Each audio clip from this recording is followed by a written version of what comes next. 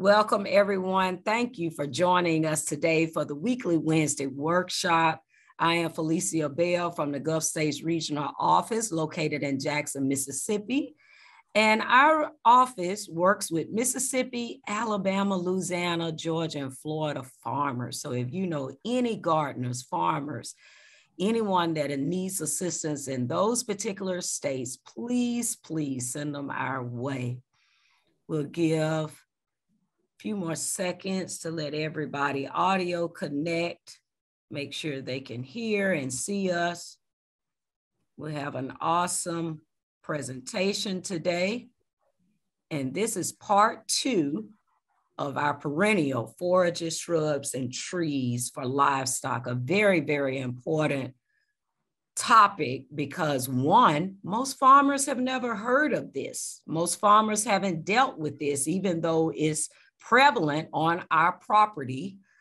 We see it occurring, our animals partake of it, but we never have really dived into it for us being conscious of it and even particularly possibly planting these types of forages, shrubs, and trees for our animals. So we are just ecstatic with having Justin Morris, again, our regenerative grazing specialist for NCAT, with us today with part 2 of perennial forages, shrubs, and trees. So again, housekeeping, if you have any questions, please place them in the chat. I will be assisting Justin with that, as well as knowing that this is recorded. So it will be on the NCAT ATTRA YouTube channel for your viewing. And I have to always give a disclaimer. Please give our team an opportunity to edit and get it on the YouTube channel. It takes a little time. It's not going to be tomorrow, but we definitely will get it there as soon as possible. So without further ado, we have everyone in, and I think everybody audio is connected. I think one more person is coming in, audio will get connected, but I would like to turn it over at this time to Justin Morris, our regenerative grazing specialist, with our topic today, perennial forages, shrubs, trees for livestock, part 2. Okay, well, thank you, Felicia. It's a pleasure to be here today. My one regret is I wish we could all be in the same room together instead of doing this virtual stuff. I don't know about most of you, but you know, virtual has its place, and I understand that. But a presentation is, to me, is so much more personal and engaging when we can all be in the same room together. So hopefully, we'll start seeing more of that here as time goes on. But for the moment, we'll take advantage of the technology that we have and being able to share this information. And I'm glad all of you could join. We had some fun back, I think, what was it, Felicia, in late January or early February when we did this, the part 1 version. Now we're going to try to go into a little bit more detail here on this part 2. And one of the challenges in talking about this subject is, depending on where you're joining from, I mean, I'm in Idaho, you might be in Mississippi or Florida or Georgia or Texas or some other place. And it's really hard to get into any specifics on actual species of plants, because the United States is such a diverse place, right? I mean, it's like we've got virtually every climate in the world represented in the lower 48, and so there's so many different species to cover depending on the environment that you're in, that we really can't get into that level of detail. But what I hope to be able to do during this presentation is at least kind of talk about some overall principles here that can help guide you in your decision making as you're going forward in your operation. So I will be citing, a few examples from kind of the southeast of the U.S. as well as out west where I'm at. So let's go ahead and get started. Okay. So I'm going to review just a little bit of, just backtrack a little bit of what we covered a couple months ago, just to kind of get a similar footing, and then we'll dive into some newer material. So last time when we visited, we talked about several different types of perennial plants, and we're going to talk a little bit about grasses here. But basically, what I want to start off with is that virtually all the vegetation that we see, unless it's in row crops, pretty much all the vegetation that we see, whether ranging from grasses to shrubs to trees, is perennial. And perennials, in my mind, are just absolutely amazing in that, they're in it for the long haul. They're going to live at least 3 years, if not longer. We do have what are called like short-term perennials, like red clover would be considered a short-term perennial. But most of our grasses, our legumes, our forbs, our shrubs, our trees are going to be around for a long, long time, decades, if not centuries, especially when you get into trees. And the thing about perennials is when you look at how they distribute their growth, they really prioritize their growth really on the root production. And they prioritize that root production over producing seed.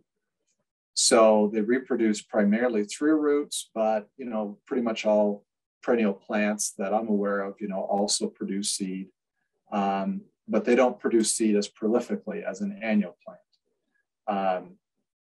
So you could look at it. Perennials are kind of like the fiscally conservative person that's really trying to save for a rainy day. They're trying to build up their food storage for those, events where food may not be as available in the future. So perennials are really looking at, stability and resiliency over the long haul. Your annual plants are kind of like the person that is just partying for today, and they're not really thinking about what's going to go on tomorrow or the next month or the next year. They're just pretty much living for today. And that's kind of the growth differences between perennials and annuals. So here's some examples of some perennials. I did show like tall fescue and orchard grass there in the first slide. Here we have big blue stem, which is actually a native warm season grass. It grows, quite over a widespread area, over the eastern half of the Great Plains, from the Dakotas all the way down to Texas. And then as we move eastward across the Mississippi into the eastern part of the US, we can find it there where it's been managed for. Eastern gamagrass is another native warm season perennial plant that, and we talked a little bit about this a couple of months ago, but it's actually a plant that has a tremendous forage capability. It's also known as the ice cream of grasses. So alfalfa is typically called the queen of forages, while eastern gamagrass gets the award for the ice cream plant of grasses because livestock relish it so well. And those of you who live in the eastern half of the US, of you, especially if you're probably south of New York State, would be able to take advantage of a plant like eastern gamagrass, as it does very well in a higher precip environment and provides excellent nutrition. In fact, I think there was a question from the last webinar that we did a couple of months ago if eastern gamagrass would grow in Ohio, and I did some checking up on that and actually found out, yes, I mean, it's native to Ohio, so it will grow that far north. So then we get into alfalfa, the queen of forages. It's the legume, the plant that pretty much all forages are measured by. You know, everything is measured against alfalfa because alfalfa has a very high protein content and also a pretty high energy content. And then when you get into, you know, dairy operations that are looking for a high alfalfa percentage, alfalfa is what they want. And so alfalfa is kind of considered the gold standard. Bird's foot trefoil is a legume that some of you may not be as familiar with. It certainly isn't as popular out there as alfalfa. But bird's foot trefoil, interesting thing about that plant as a perennial is that it is non-bloating, which is completely different than alfalfa. You can bloat animals very easily on fresh alfalfa, but bird's foot trefoil has condensed tannins, which is a biochemical compound that the plant naturally produces that makes it so that the proteins don't solubilize quite as quickly. And so animals will not bloat on bird's foot trefoil. It actually has a very high protein content, very comparable to that of alfalfa. So it's a fantastic plant to be able to utilize. Antelope bitterbrush. Now, those of you who are in the southeast of the US are not going to see some of these plants here. The antelope bitterbrush and sagebrush. Since I am from the West, and for those of you who are joining that are in the West, some of these plants may be of interest to you. So antelope bitterbrush is a perennial shrub that has a very high protein content. And it can actually, in the wintertime, out in Idaho and Montana and Wyoming and the Intermountain West, where antelope bitterbrush predominates, it's excellent for winter feed.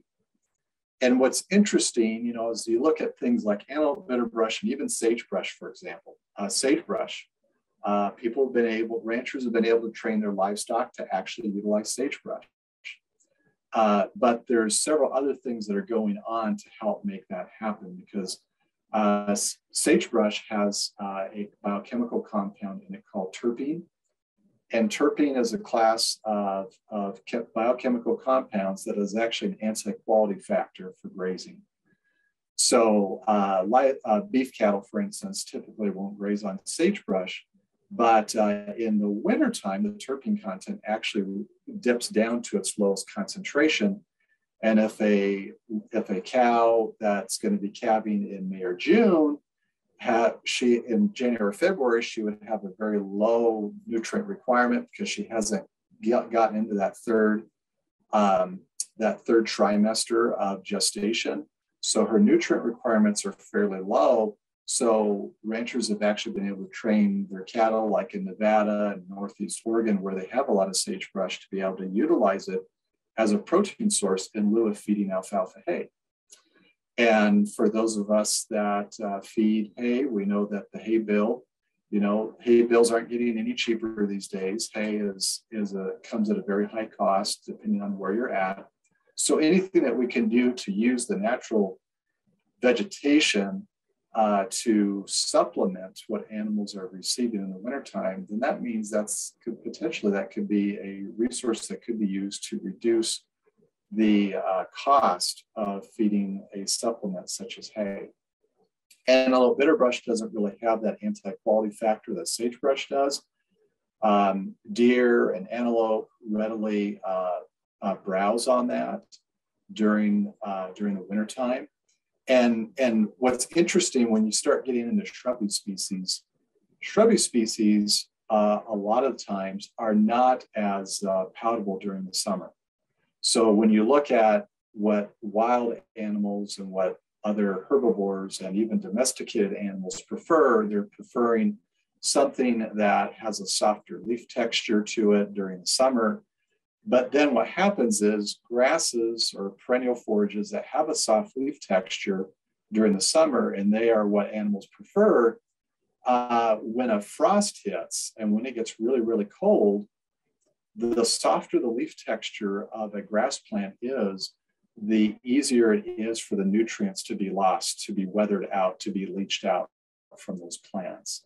The rougher the leaf texture that leaf blade has, generally that means that it's going to hold up better for winter grazing.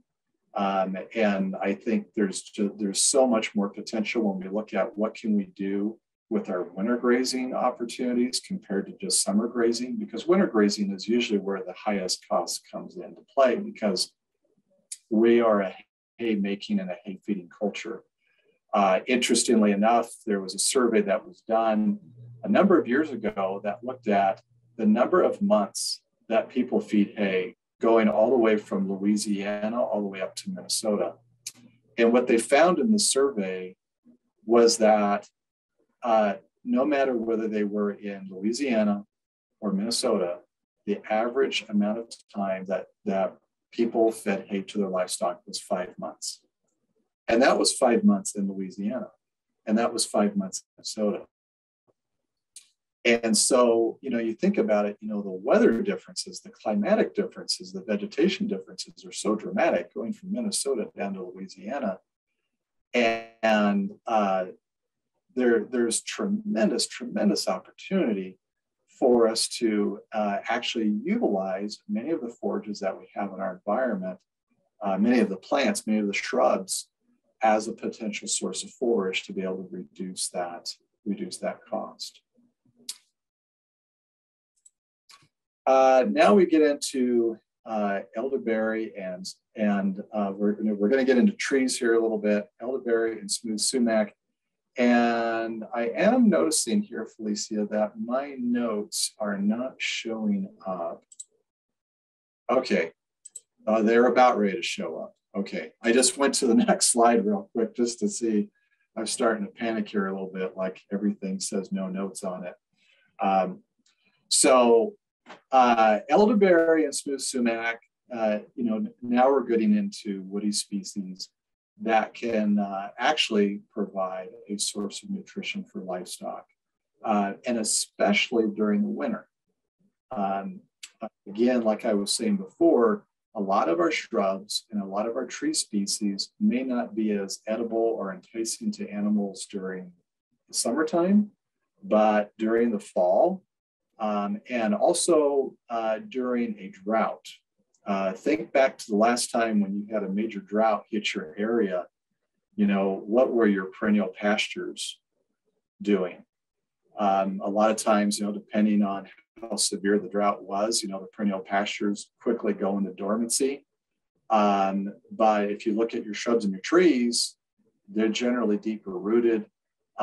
They're still green even during a drought, which then, gives us a little bit of insight that, a lot of our perennials, we're so used to focusing on just grasses and legumes that sometimes it's easy to ignore that there's other diversity there that maybe we didn't really realize that could be utilized as a forage source. So elderberry and smooth sumac are two of those plants that could be used as an additional forage source. Honey locust. This one is of tremendous interest to me. Honey locust has these edible pods. You can see those hanging down from the tree. And then once they drop, they just really cover the ground surface.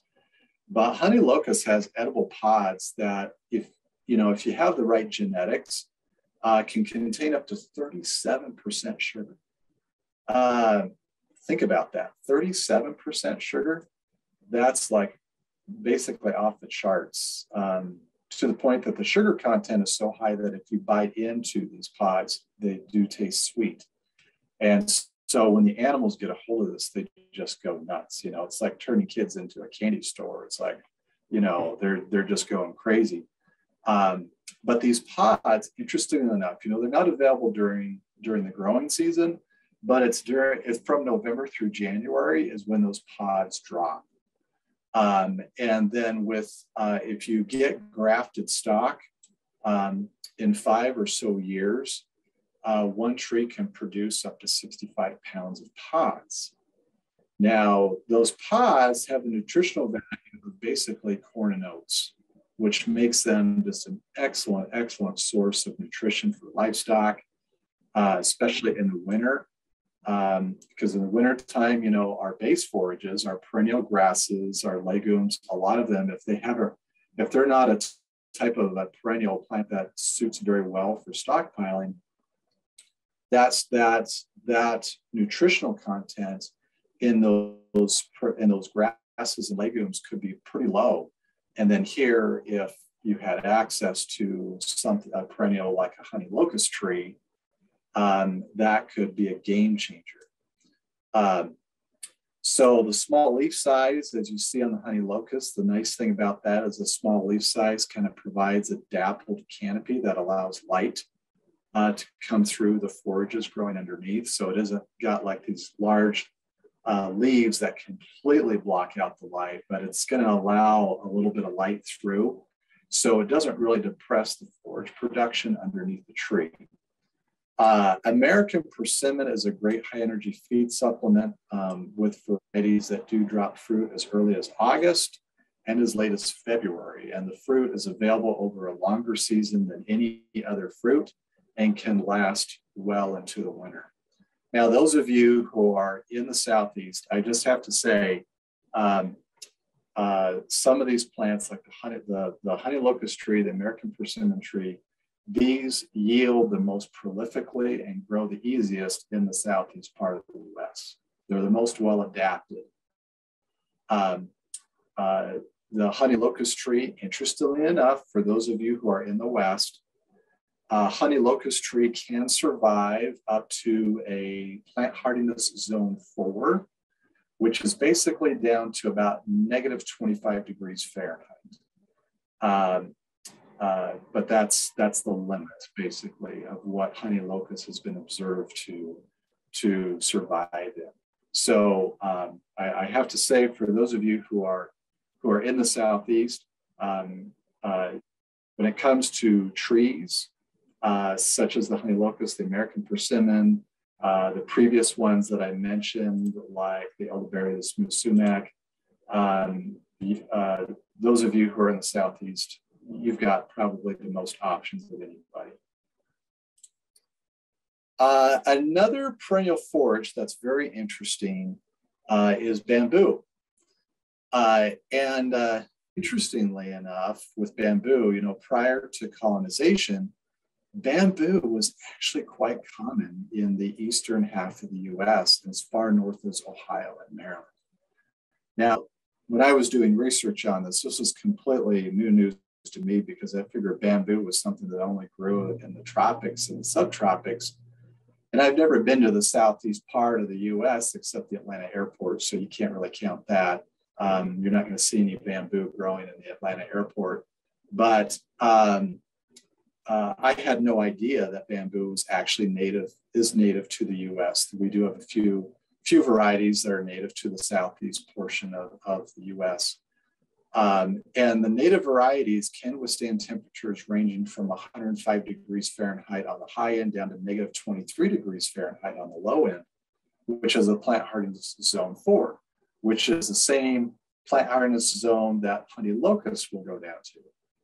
So then my mind gets thinking, man, you know, even here in Idaho, I wonder, since I'm in a zone 5, I wonder if I could actually integrate bamboo in a grazing operation here. What you're seeing here on the pictures, on both those pictures there, is a variety that's growing in central New York. And this is the variety, and you have to excuse my Latin pronunciation, but it's the Phyllostaceus Bissetti.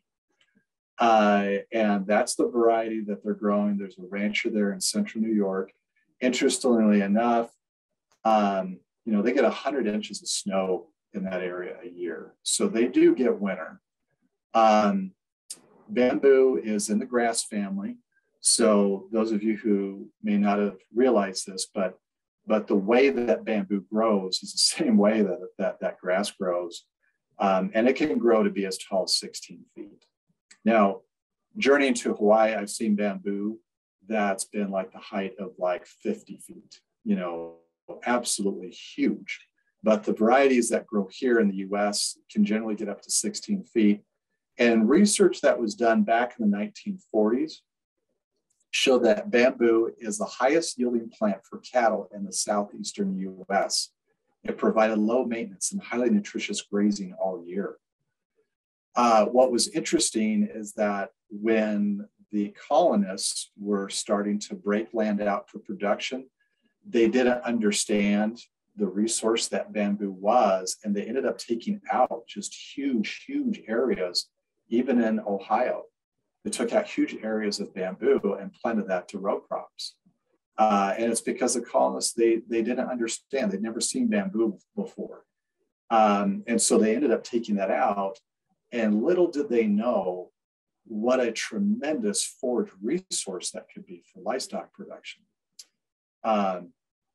The crude protein, calcium, and phosphorus levels on bamboo are well above the requirements for mature cattle.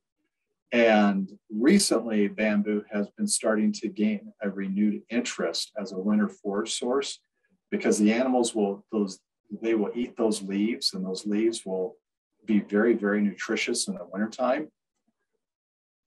So that just kind of, maybe it hasn't for you, but when I was kind of doing some research on this, I mean, looking at, some of the possibilities, using this a forage resource such as bamboo. And if you're in a high precip zone, such as if you're in the southeast portion of the United States, it's going to grow pretty fast, and could be a tremendous way of reducing winter feed costs. Now, we did talk a little bit about the annuals here at the beginning of this presentation, and I just want to kind of create that stark contrast between annuals and perennials. But an annual's role basically, is an annual plant, its life cycle, it goes from germination through seed production in 1 year. And it prioritizes that seed production over root development. The neat thing about annuals, though, is a lot of our annual plants are very high yielding. I mean, you look at a corn plant, and in 100, 110 days, you go from this little itty bitty seedling coming out to a plant that's 10 feet tall. It's pretty amazing. I used to live in Wisconsin. Seeing just, it just seemed like magic during July as the heat was really starting to come on. It just seemed like in a blink of an eye, corn goes from, being a foot tall to, 8 feet tall. Very, very high yielding, very, very fast growing. And our nation's most planted crops, if you were to look at the 5 top planted crops that consume the most acres in the United States, corn is number 1. Soybean is a close second, right behind it. Then you got wheat. Then you have cotton. And I forget what the 5th one was, but might have been rice. But all those plants are all annual plants. And so they can produce a lot of calories in a very short period of time. So most of our cover crops, for those of you who have an interest in that, and I certainly do, most of our cover crops are annual plants, as well as most of the vegetables in our grocery store. And annuals serve a really important purpose. And I don't want to sound like, in the context of this presentation that, perennials are the only option out there, because they're not. But whenever a landscape is severely disturbed, whether we're talking tillage, whether we're talking grazing, whether we're talking fire, guess what type of plant arrives first on the scene to start to revegetate and to repair that area? Well, it's annuals, because they can germinate very quickly, they can get ground cover very quickly, a lot of biomass in a short period of time. So I look at annuals as really like, they're the ambulance. So it's the ambulance arriving on the scene, but just like our regular ambulances that we see, the ambulance doesn't stay at the scene of the accident the whole time. Eventually the ambulance leaves. And that's the same way with our plants, is that eventually, the annuals give way to perennials. So the annuals begin the land healing process, just like you would see the scab on a wound. A scab is pretty unsightly. We don't want to see it there for too long, but we know that that's part of the natural healing process. And annuals fill the same role in the ecosystem. So annuals are nature's first responders, but eventually those annuals leave and give way to perennials. So when we look at, the process of when a severe catastrophic disturbance like a wildfire or tillage going on, if you were just to let the land go and you were to just watch how things progress, how that area begins to revegetate, that process of the land healing itself and revegetating it from ground zero, when you've got nothing but bare ground, is the process that's called succession. So succession is how one plant community begins to replace another over time, and that is nature's way of healing itself. So why would we want to prioritize perennials over annuals? Well, first off is that perennials is eventually what everything leads to. It's what nature wants to do eventually. And you see in this graphic here that we start first at 0 years. There was a fire, and then now you've got like no vegetation. There's nothing there on the soil surface. And then what comes first in that first 1 to 2 years? Annual plants. Then eventually annual plants give way to the grasses and other perennial plants. And then eventually, if we let this go long enough, then eventually you not only have grasses there, but you start getting shrubby species and trees coming in, other plants that take a longer period of time to grow until it eventually, goes to a forest. Now, this pathway of going from pioneer species to intermediate species to a climax community doesn't look exactly the same in all type of environments, because, let's face it, if you're in the desert of Utah, Arizona, you're not going to get trees coming in because you're in such a low precip environment that you're just not going to get those coming in. I mean, you're going to get shrubs. You're going to get things like sagebrush and maybe antelope bitterbrush and some of these other shrubby species.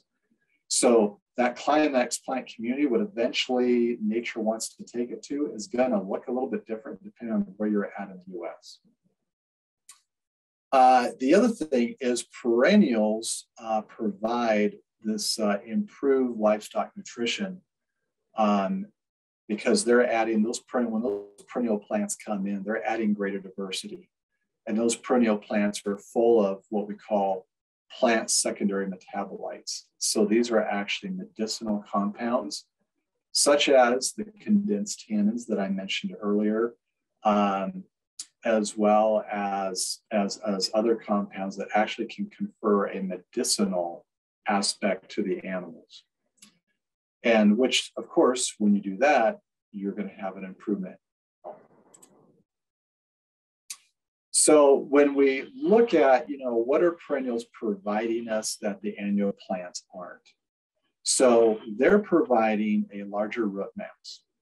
So if you think about it, and that's what this image here from this research article shows, is that look at the rooting depth of your annual plants versus your perennial grasses versus your perennial forbs, your shrubs, and your trees.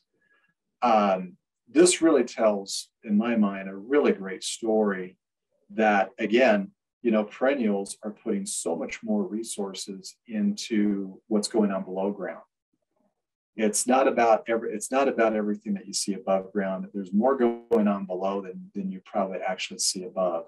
So this is a study here that looked at a range of rooting depths going from succulents. Now, succulents would be probably plants like cactus, but your annual plants, so basically all your row crop, all the stuff that's row crop, and then moving down your perennial grasses. You know, annual plants here, it's looking like they're going down, you know, at most a depth of about 3 meters, which would be roughly 10 feet. Now that depends on the annual plant. I mean, not all annual plants are going to put down their roots down that far. But your perennial grasses are going down 6 meters plus, so at least twice the depth on average. And then your forbs are going down a little bit deeper yet. And then your shrubs and your trees are going down, you'd almost say, you know, double that depth. In the case of some of these trees here, they had woody depth down to 58 meters.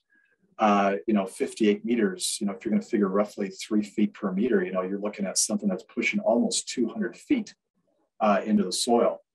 And that bespeaks that those plants are in it for resiliency to climatic extremes.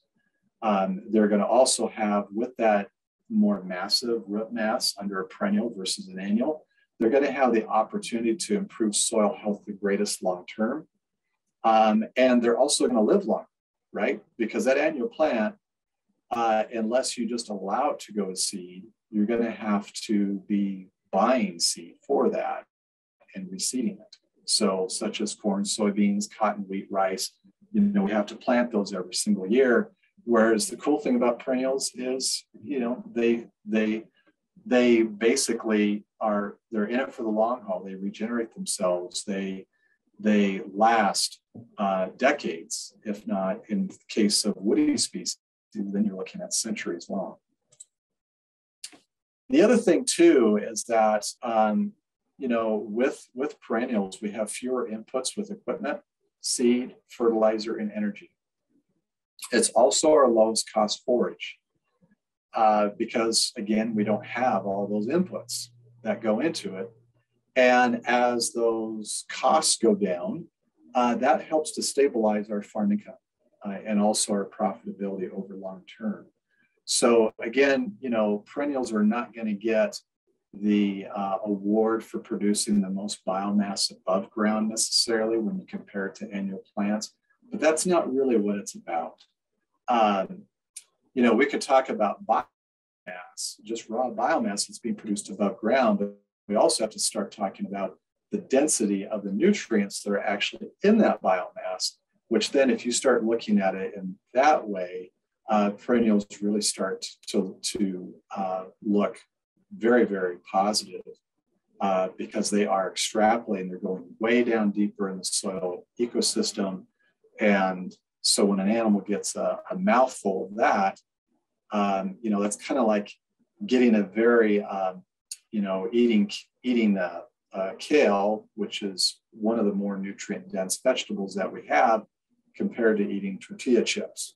So you can get full off of both, but if you're just eating tortilla chips all the time, yeah, you're getting satiety, you're getting full, but actually nutritionally, you're starting to starve. So there's some other, when we start looking into perennials, what I wanted to spend a little bit of time here is that there's also some merits to adding native warm season grasses. And this is especially important where we do have native warm season grasses growing naturally, or even introduce warm season grasses.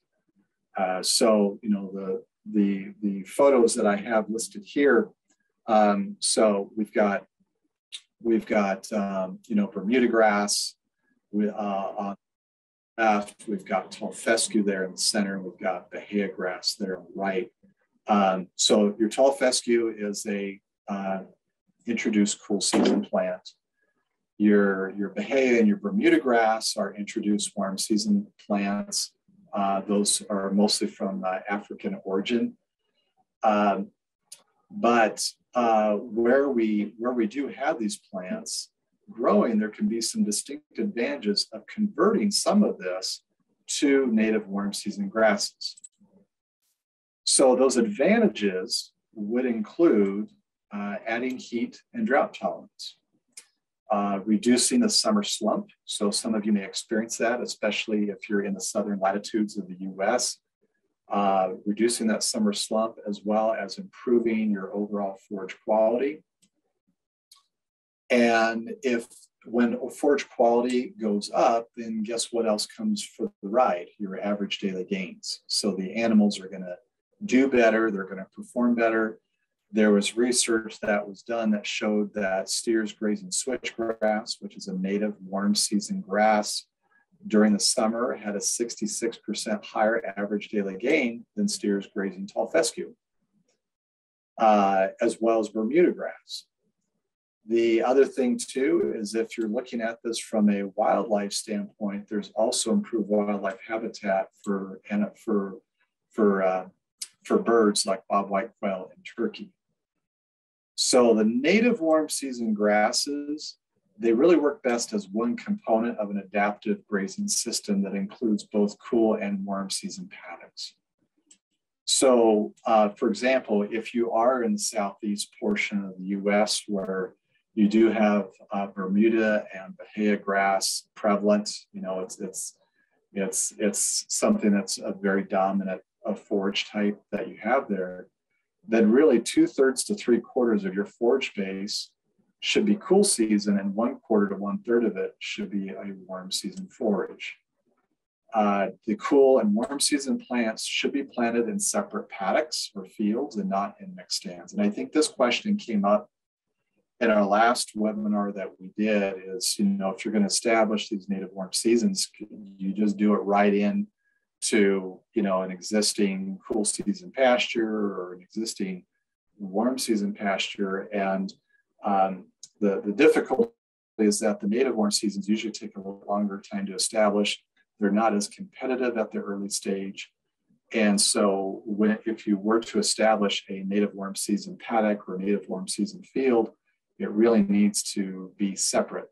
It can't be having Bahia and Bermuda trying to come up through it, or tall fescue, because all three of those, the tall fescue, the Bahia, and the Bermuda, are very, very competitive.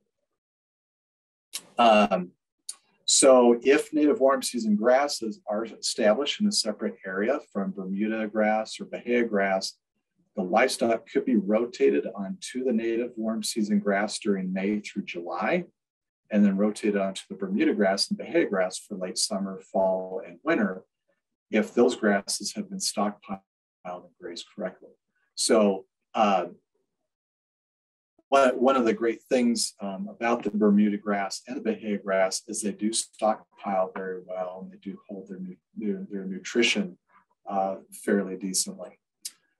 If the native warm season grasses are established in a separate area from a cool season grass, like tall fescue, livestock can be rotated onto the warm season grasses as the tall fescue matures and slows down in production. And then if the native warm season grasses are the only source of forage during the summer, these areas must be really lightly stocked or large enough to be divided and moved frequently so that we don't overly impact the health of the grass. Because you can easily, the thing is with the native warm season grasses is they are more sensitive to grazing. So you have to invoke a higher level of management when you are grazing them and realizing that you cannot keep the animals in there for a long period of time and have them graze it down very severely. Otherwise, you'll end up taking out your native warm season grasses. And historically, that's how they were taken out, was through the grazing management that was imposed in the past.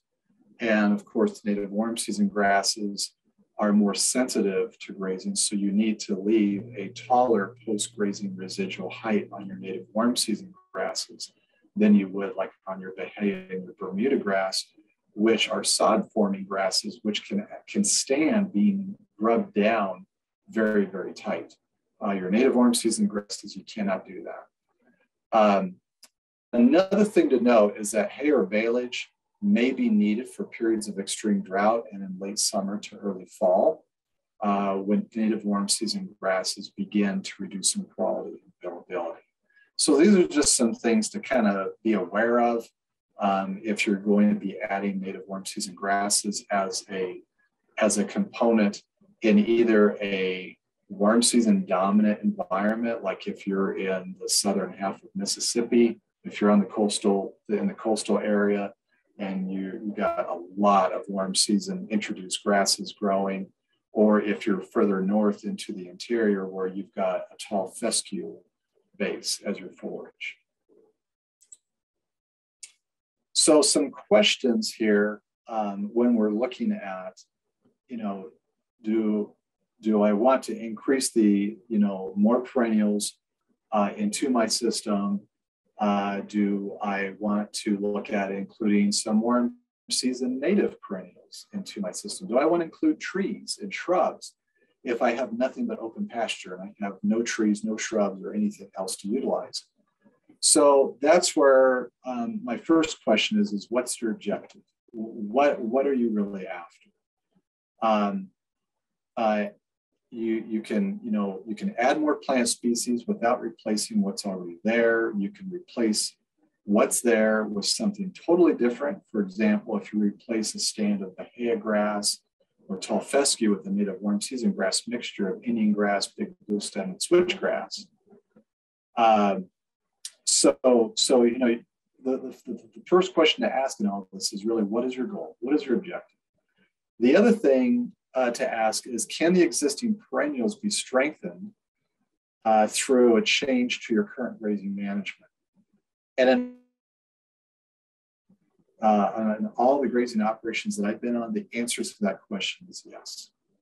So we can improve diversity. We can improve the existing perennial community through grazing management a long ways. And in fact, I advise folks that before you go out and buy seed and look at planting, taking something out and putting something else in, the first thing to do really is to get your grazing management dialed down, get it improved so that you're not overgrazing anything. Because if you still have issues with overgrazing, if the plants aren't fully recovered by the time the animals return, then you're going to just waste your money by going out and buying seed and doing a replant on a field when your grazing management hasn't changed. And my greatest interest is for you to be successful, and the best way for people to be successful is to modify their existing management so that overgrazing over the whole operation completely stops. Once we get to that level, and then we can see what diversity starts to pop in because the overgrazing is actually has come to a halt, then after a period of 3-4 years, if we're not seeing certain amounts of plants come into play, then we may want to look at, interjecting some diversity into that plant community by buying some additional seed. But really, as I hate to say it, but as a culture, we're so quick to reach for the quick fix, and the quick fix is usually something that we can go buy and that we can go get it out there on the field right away. And really, the long-term solution is management. That's what it really comes down to. So the third question here is, what's there now and how competitive is it? So if we're talking about, annual plants or perennial plants, if we've got a cool season plant like tall fescue, for those of you who live on the fescue belt, tall fescue is very, very competitive. It oftentimes crowds out the existing vegetation. And if you've got warm seasons like Bermuda grass and Bahia grass, those also are very, very competitive. So we have to look at, how competitive is the existing vegetation? What's the topography of your field? If your field is fairly flat with like a 2 to 3% slope, then tillage, for renovating the field could potentially be an option. But if your land is fairly hilly or steep, then using any renovation methods that would use tillage would really be a last resort because of the high erosion potential. So the other thing here also to realize is that we want to keep our soil in place.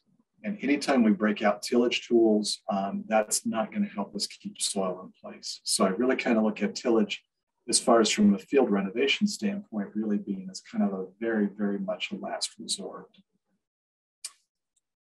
So some other questions here is, what's your timeline? How fast are you looking at getting this renovated?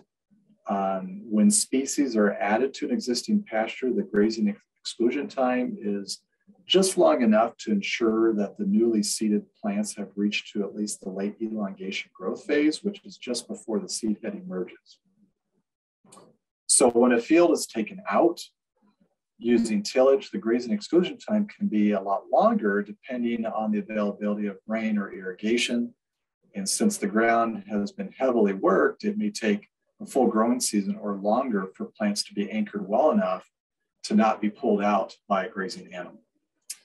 So in the semi-arid environment of the West where I'm at, it may take 4 or more years until plants germinate.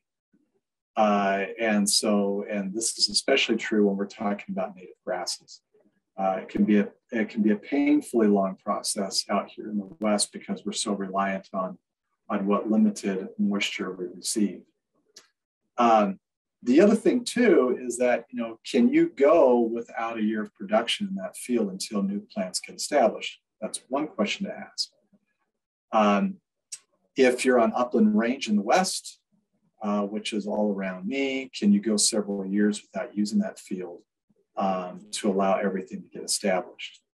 Can it be done without overgrazing your other fields? So if you take one field out of production while it's starting to regrow, and you're trying to get these other new species started, can you handle not having that field in your rotation? Is that going to cause you to start overgrazing your other fields? The longer it takes for the pasture to be ready can also cost you a lot more money because you're now having to lease other land, you're having to either buy additional hay to bridge that gap. The other question here is, what equipment's available? You see a seed drill here. Well, sometimes seed drills are not widely available depending on the area that you're in. Usually your conservation district in partnership with NRCS, a lot of times will have a drill available to rent, but you got to have a tractor pull it. And then you got to have a little bit of skill in getting the drill calibrated properly so that it is putting out the right amount of seed, so that you're not just dumping it on the ground, but then or that you're not putting enough when you're drilling. The other question here is, which pasture renovation strategy are you the most comfortable with? Some people are very comfortable with the tillage option because it's what they know. Other people are more comfortable with the herbicide option because it's what they know. So, that's in looking at a pasture renovation strategy, the pasture renovation strategy that I'm the most comfortable with really is grazing management. That is my pasture renovation strategy. Is I'm gonna utilize those animals in a way that's going to help to stimulate the diversity that I'm looking for. The other thing too is, how much can you spend on pasture renovation? So generally, the more invasive the renovation strategy is, or the more tillage that's being used, the more it costs and the longer it can take until the pasture is ready to be grazed. And then with some exceptions that I'll mention in a moment, some adaptive grazing management and some time goes a long ways to improve the perennial base of the pasture, making overseeding and interseeding unnecessary, as well as future pasture renovation. I've seen a lot of pastures jump back to life, improving diversity, improving production, merely by changing up the grazing management. And that doesn't require really a lot of any extra equipment. It doesn't require a tractor. It doesn't require a drill. It does require some of your time, maybe some portable electric fencing, but really when you look at it, it doesn't require a bunch of diesel fuel. It doesn't require renting large pieces of equipment to do. So the exception, on some of this is when pastures are dominated by just 1 or 2 species of perennial plants that are super, super competitive. So these plants, would include plants like the Bermuda grass, the Pavia grass, the tall fescue, and also the smooth brome. Smooth brome out here in the West gets to be a bit of a headache because it's in pretty much all the ditches, and It's a sod-forming grass, and it loves to just dominate wherever it comes in. Then eventually that's all you pretty much have. So some strategies for improving perennial pastures. So the first one is you'll say, okay, Justin, you've already said this one multiple times, is grazing management. I can't emphasize that one enough. That is my number one go-to strategy for improving a perennial pasture. I'm going to follow that up with things like increasing stock density. And then I could follow it up with broadcast seeding, followed up by high stock density grazing. Then there's some more mechanical strategies of like flail mowing or severely grazing an area or frost seeding. So I just want to just briefly just touch on this because I think it's really important in talking about that number one strategy, which was grazing management that prevents overgrazing. So on the right-hand side, you see plants that are growing in three different phases. So phase one is when the plants are just itty bitty. These, infant age plants, very young, very vegetative, all leaves, no stems.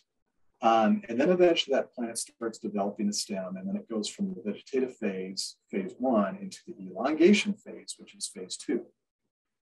And that elongation phase means the plant is actually developing a stem and it's starting to push those leaves up higher. And then eventually a seed head develops inside that phase two plant in the late phase two, and then it pops out in phase three, which is what we call the reproductive stage.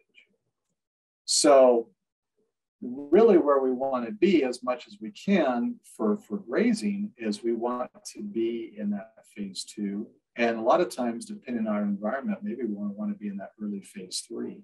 But we don't want to be in phase one, not unless we're trying to kill what it is that the animals are grazing. The greatest recipe for disaster of killing plants and getting rid of diversity is just keep grazing phase one plants all the time, and you'll do it.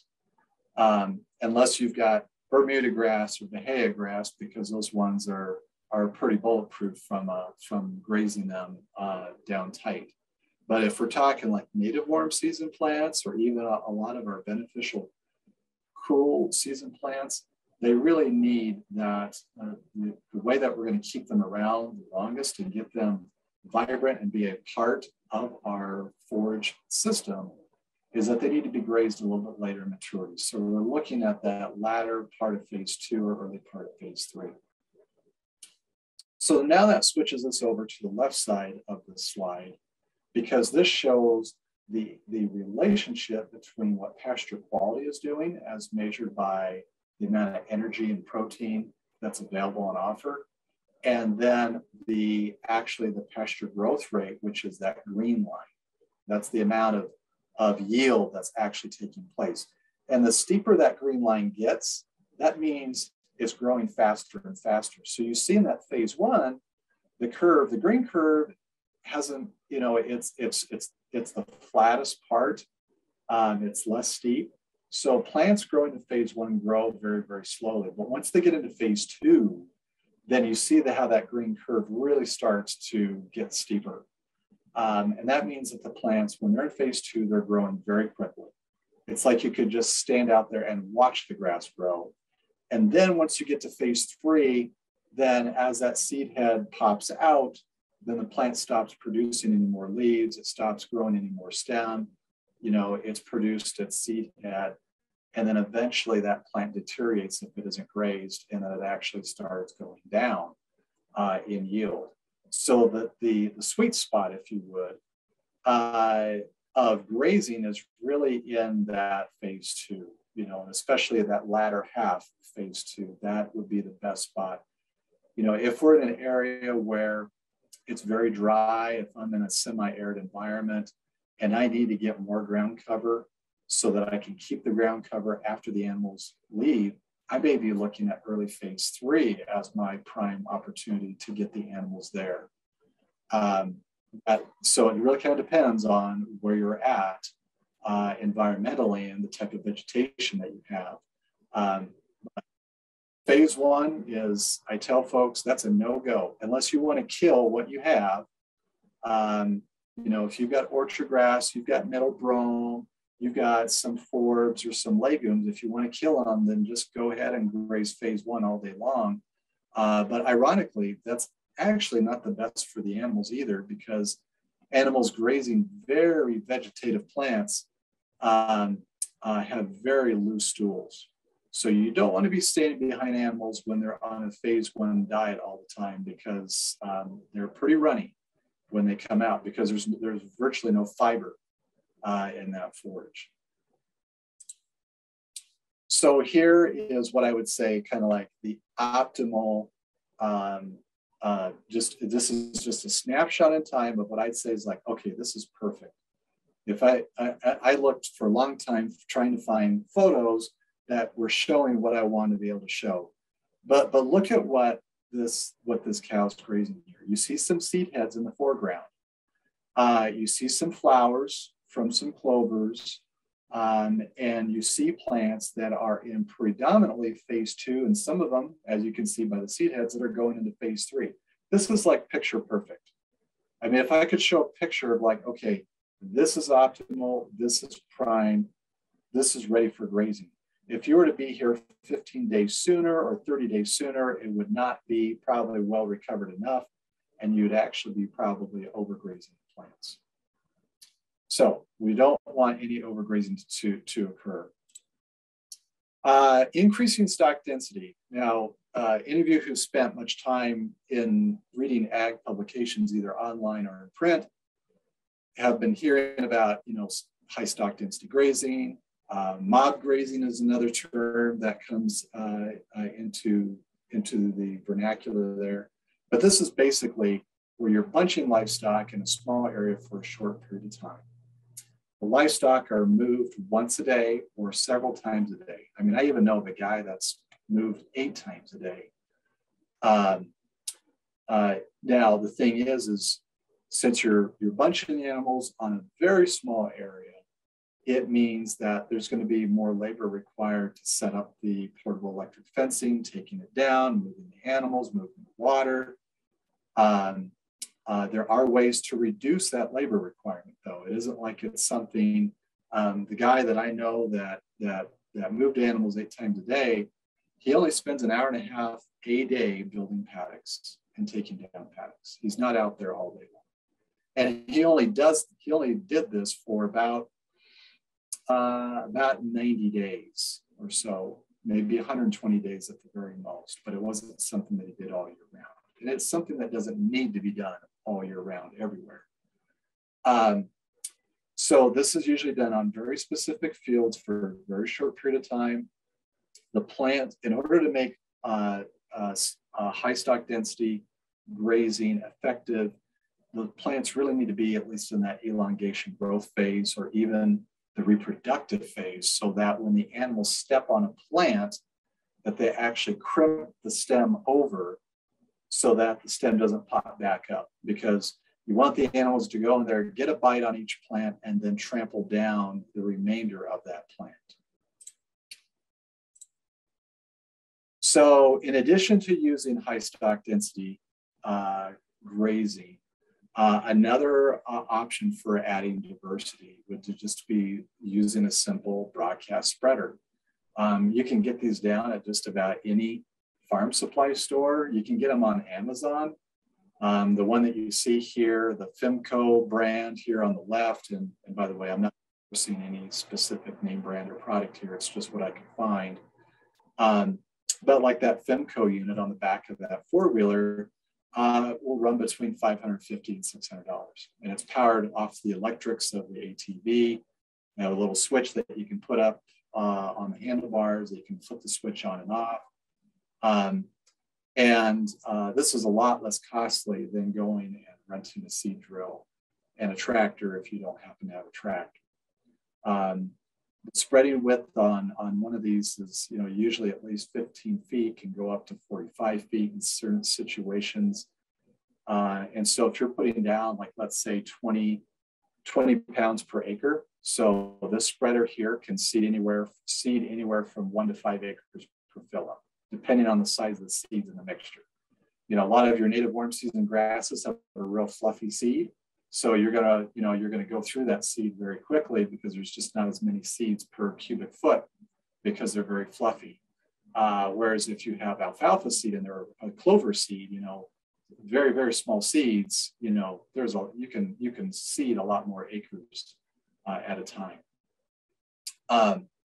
So to do this, you know, what's helpful is for, you know, to have a little bit of moist soil so that when the animals come through, so I would broadcast the seed ahead of the animals so that when I move the animals, they're going onto a paddock that has had seed already broadcasted on it.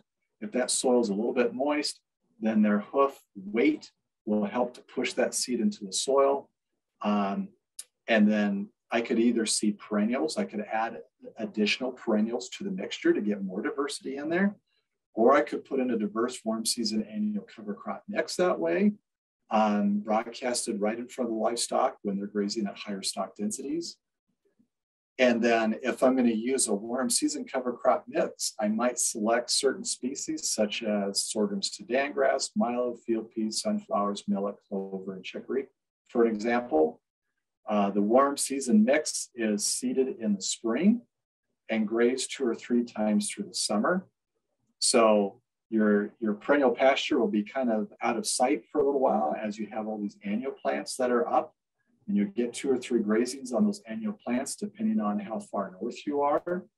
And then after the last grazing, then you would go ahead and then broadcast seed a diverse perennial blend of grasses, forbs, and legumes in front of the livestock. And then, so that would be a way to get added diversity into your pasture at really a fairly minimal cost of equipment in time to do it. Now we start to get into more invasive strategies here, flail mowing, followed by, or flail mowing or severely grazing a field, followed up with broadcast seeding. So we see here, you know, a flail mower. You know, flail mower has blades that go like this, like in the same direction as like a rototiller does. But a flail mower will clip it down to like an inch. So in fact, some flail mowers, you might be able to dial it down to it just basically just scalps the soil surface. And then that's how you're going to suppress the existing vegetation. You could also severely graze it, but I think it's just, you know, if you've got, you know, 10, 20, 30 acres to do, sometimes it's just easier to just rent the tractor and the flail mower and just do it. If you have access to that kind of equipment. After you mow it down severely, then you're going to rough up the surface, like with the spike tooth chain or tine harrow, like you see on this is a chain harrow here on the right. Then you would broadcast, excuse me, sorry, advance the slide too quick.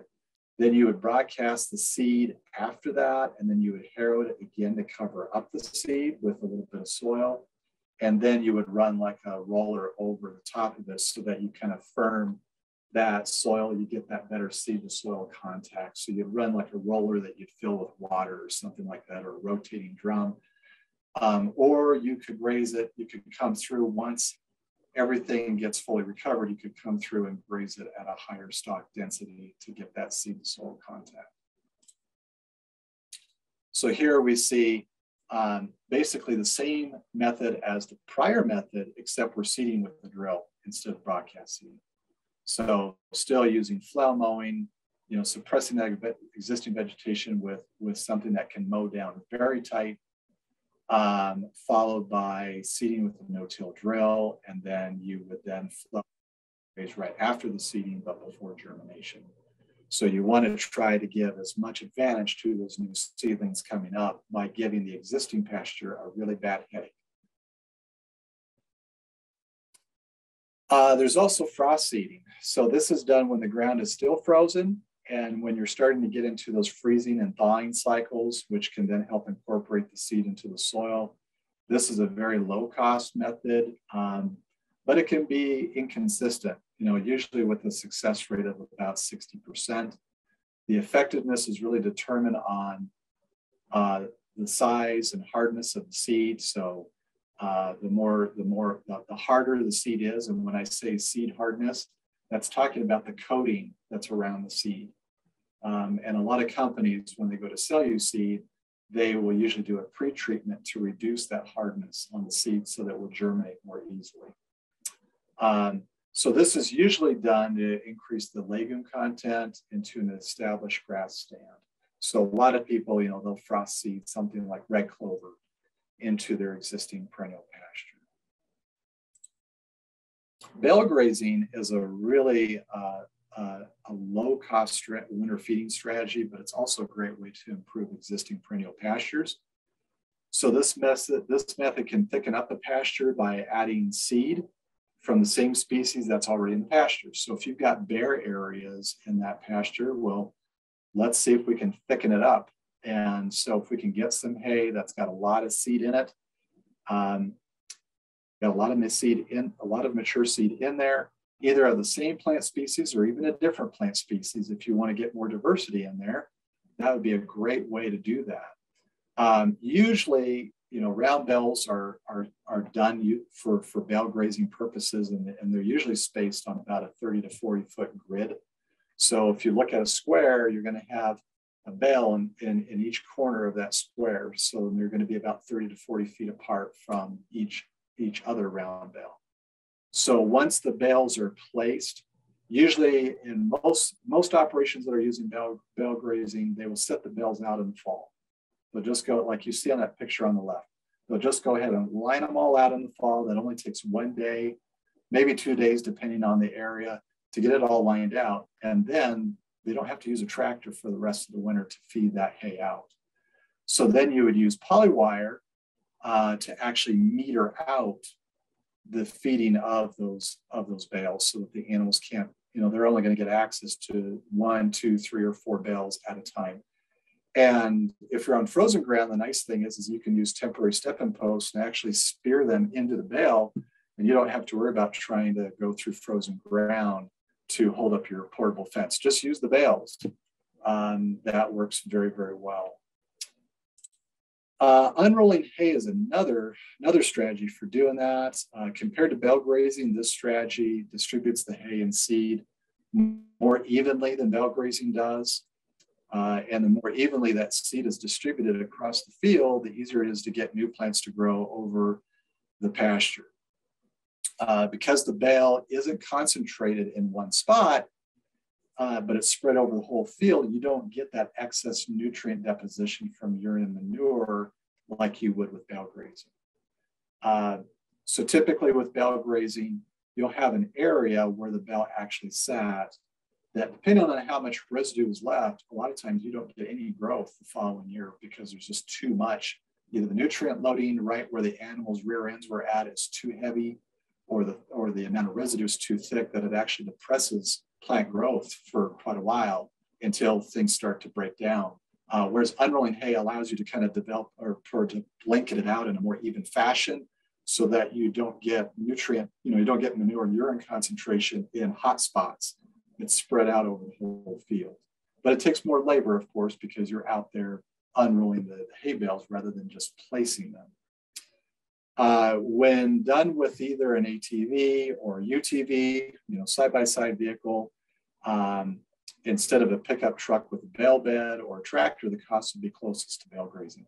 So the picture that you see here is actually the Grey Judy bale unroller or hay unroller. So it's got a spear on both sides that goes through the bale so that you can, with a four-wheeler, you can just unroll that bale.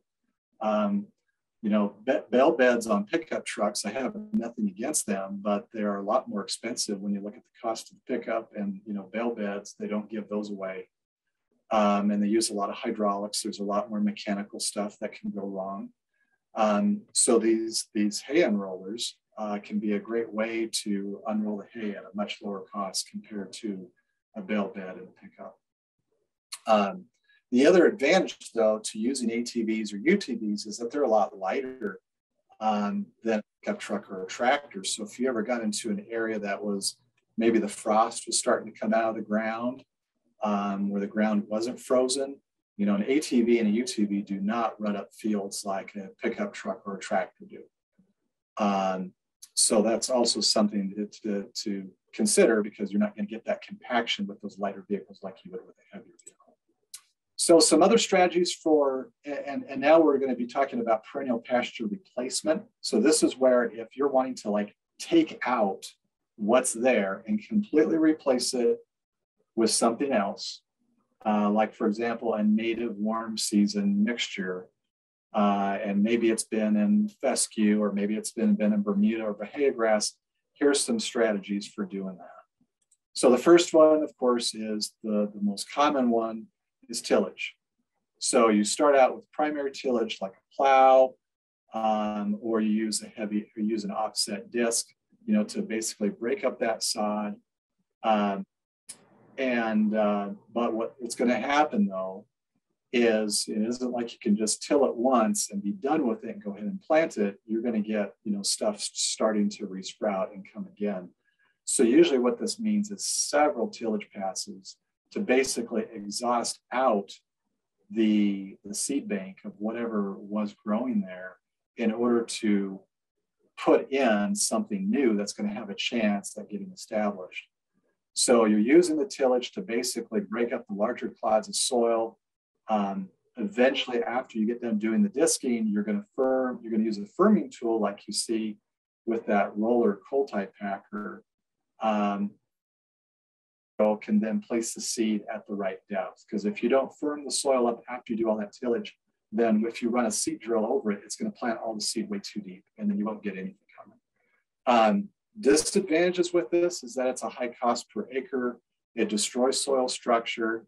As those of you who listened to me before, I really love soil. I love soil life. I want to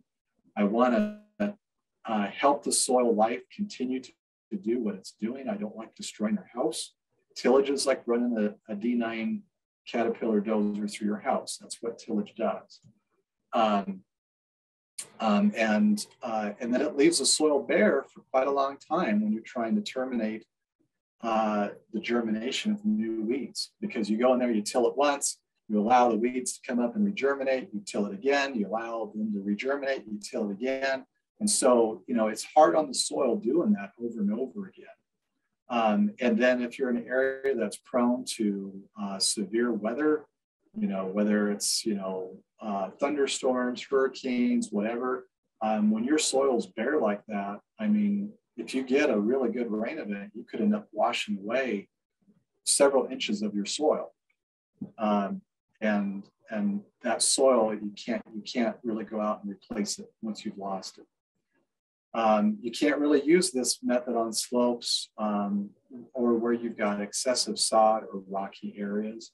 It just doesn't work really, really well that way. And then to get rapid ground cover after tillage and quite a bit of forage, really your best recourse is to then switch off to a cover crop mixture, which will get the ground covered very quickly. So once you get the weed seed bank kind of exhausted out, if you can plant it to a diverse mixture of annual plant forage species, that'll get the ground covered fairly quickly. And then eventually you can follow that up after you graze through the annual plants. You can then go through and drill in a perennial forage mixture and then get it converted into the perennial pasture that you want there. That's a lot of work to go through all that, but sometimes that's the method that people know.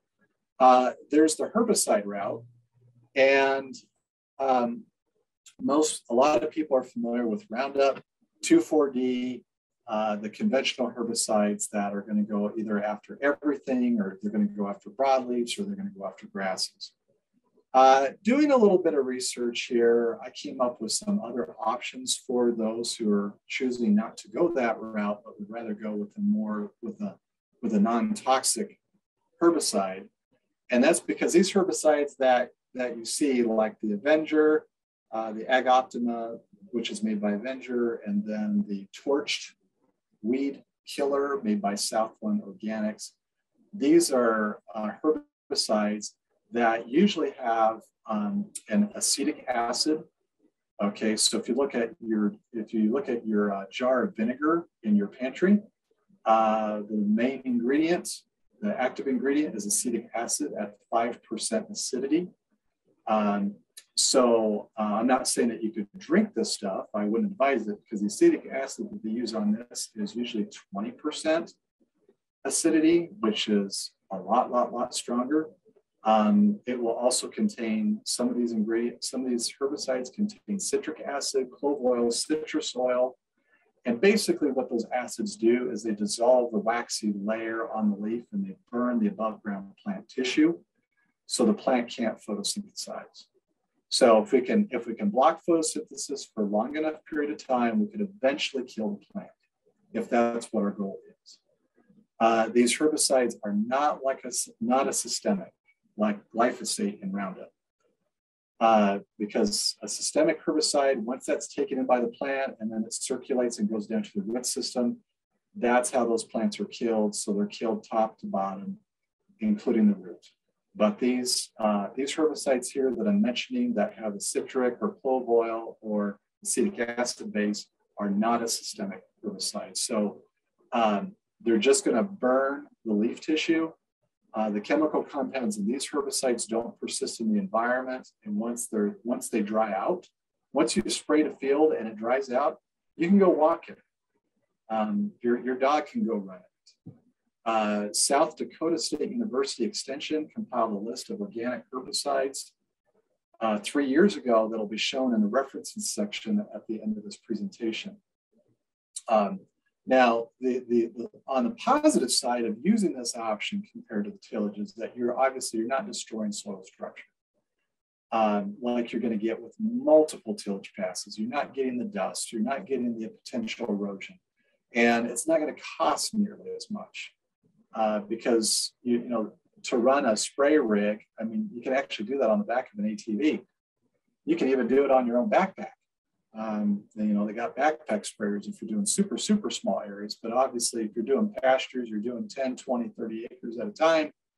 They've got ATV sprayers that have booms that go out, 10 feet or so, and requires very little power to do that. Now, once the perennial vegetation has been killed, and I will say that all of these recommend more than one application. They generally recommend 2 or 3 applications before you go in and plant in anything else. So my recommendation would be is that once the vegetation is killed, then you're going to want to follow up with a multi-species cover crop mix, and then plant that back to a multi-species perennial pasture mix.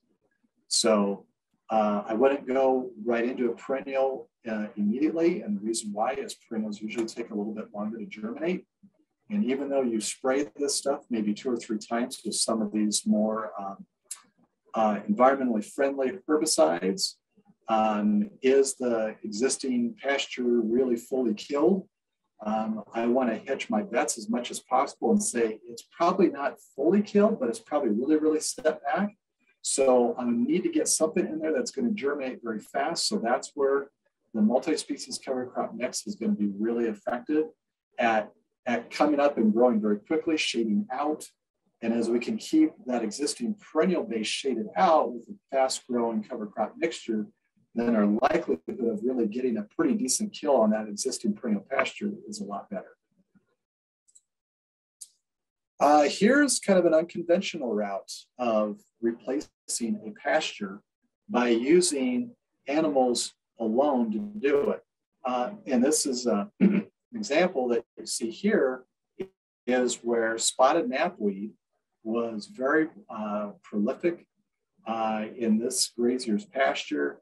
And then what they decide to do is they decide, well, we do have hogs. And what do hogs like to do? They like to root. So they actually turned the hogs in on the knapweed. And they kept them there until the vegetation was basically turned over. And that's the beautiful thing that hogs will do. If you don't want to buy a mechanical rotavator or rototiller, well, hogs are a rototiller on four legs. So they basically took this spotted knapweed and just turned it right over. you want to make sure that the soil is somewhat moist to be able to do it, so that helps them to be able to root. Now, this is, as you see in that middle picture, it's going to create some compaction at the surface, but eventually the perennials and enough recovery time is going to help to alleviate that compaction. That compaction is not going to be there forever. Then what did this all transition to? So you see a three-phase transition. You see knapweed on your left, basically something that looks like the surface of Mars or the moon in the middle, where there's no green vegetation. And then on the right is what came after all that. And that's what I kind of want to draw our attention to, is that the middle photo shows 4 days of grazing and rooting by 10 hogs. So they spent 4 days in one spot, 10 hogs in there. And then on the right is what happened 1 month later. 1 month, it went from that middle photo to the right photo, folks. That's just amazing to me.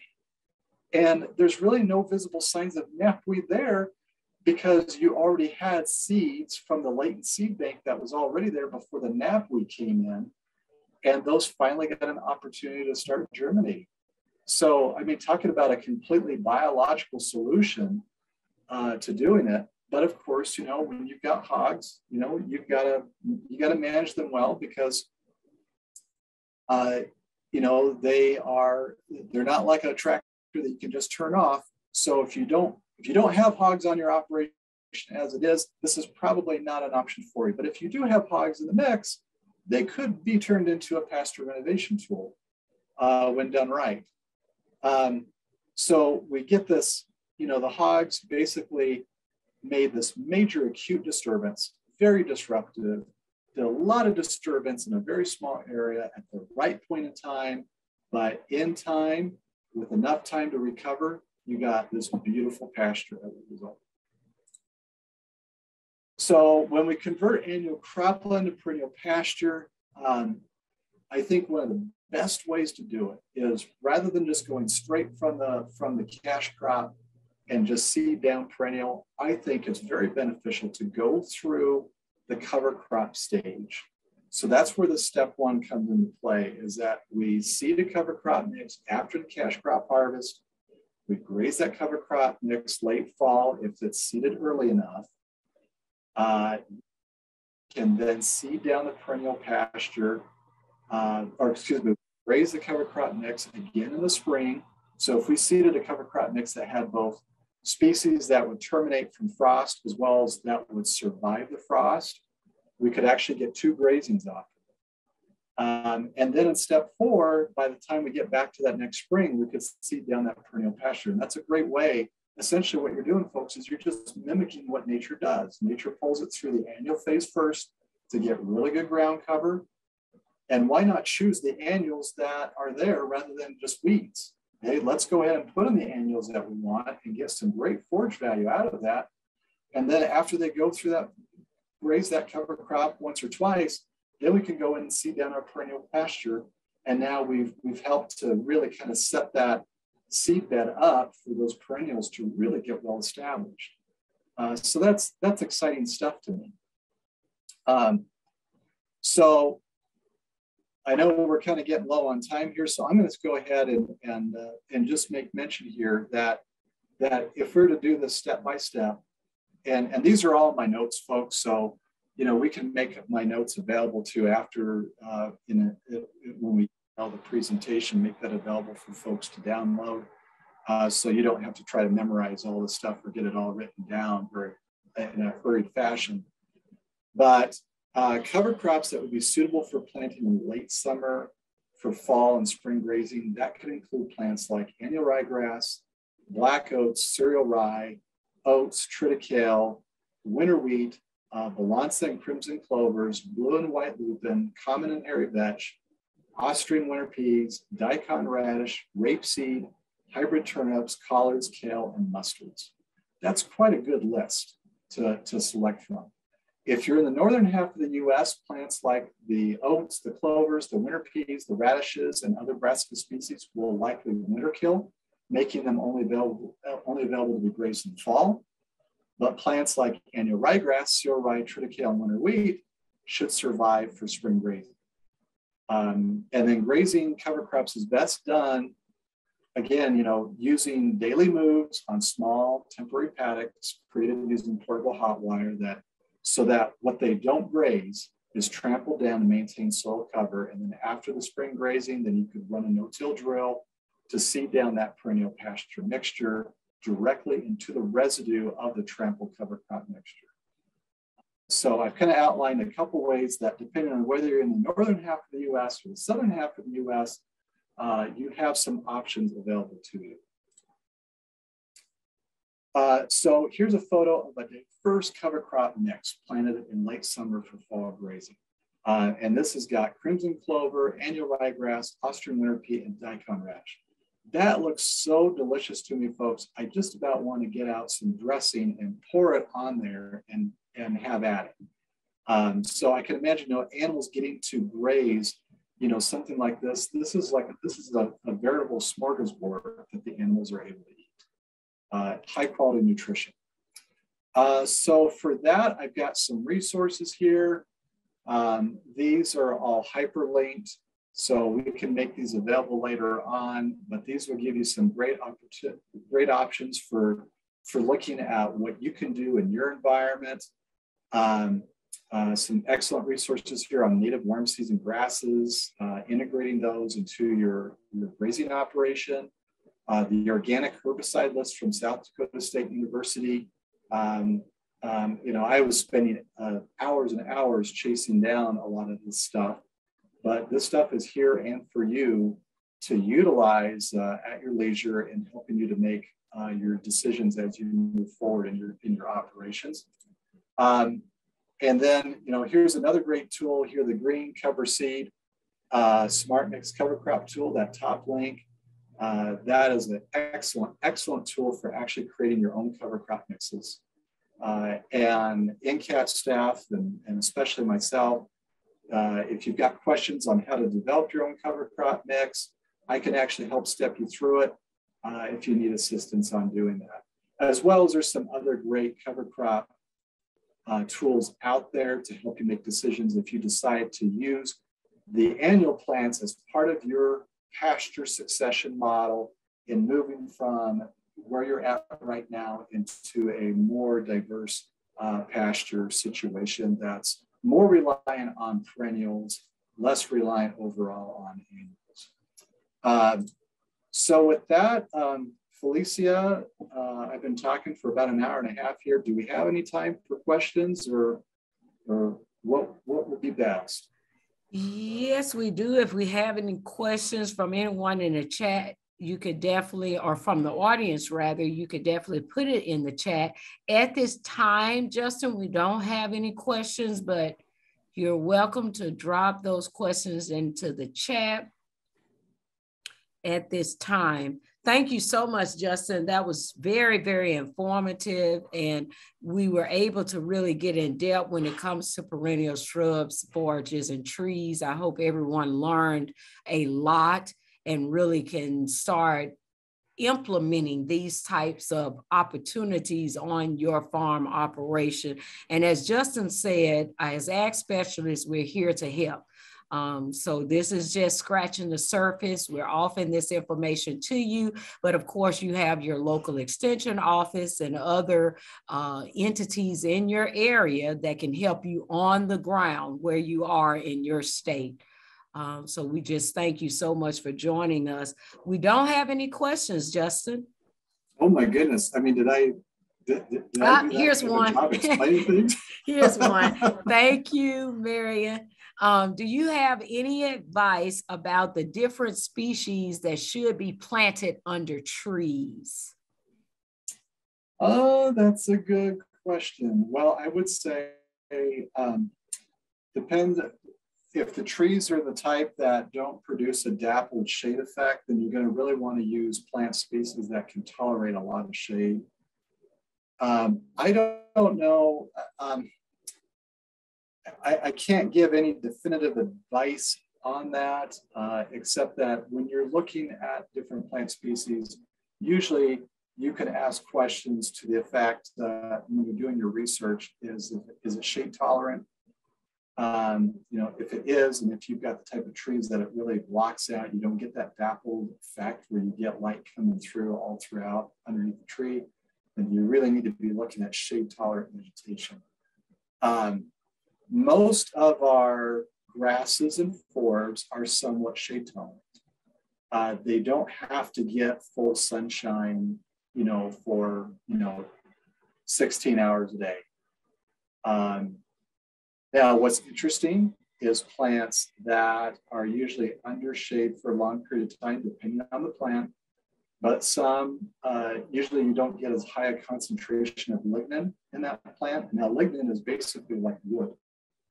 It's a cellulosic compound that is indigestible to ruminant animals.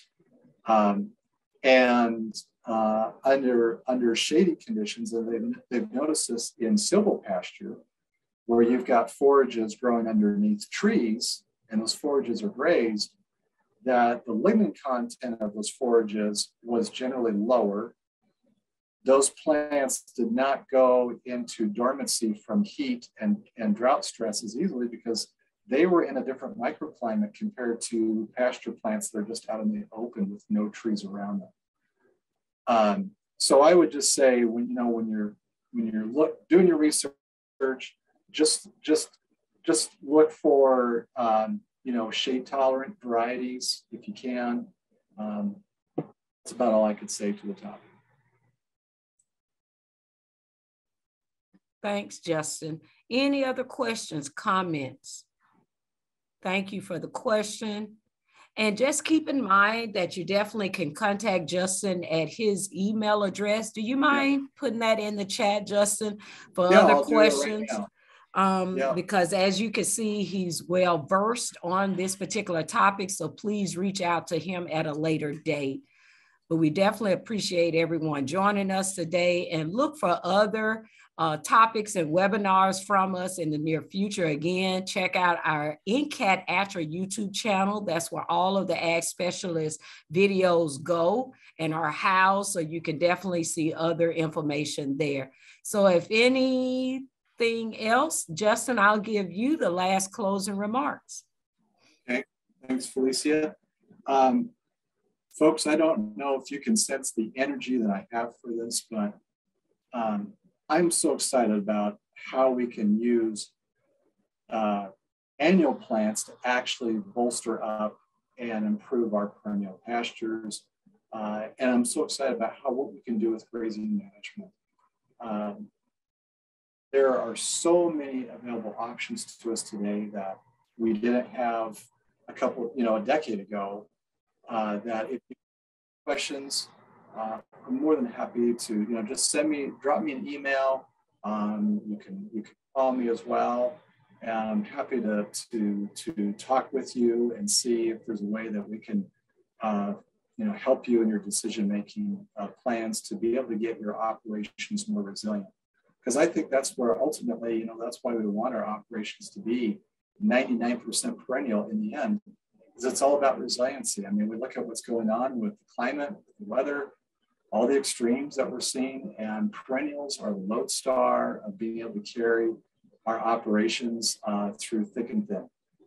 And let's use those perennial plants to their utmost possibility, and making our operations not only more resilient, but also more profitable.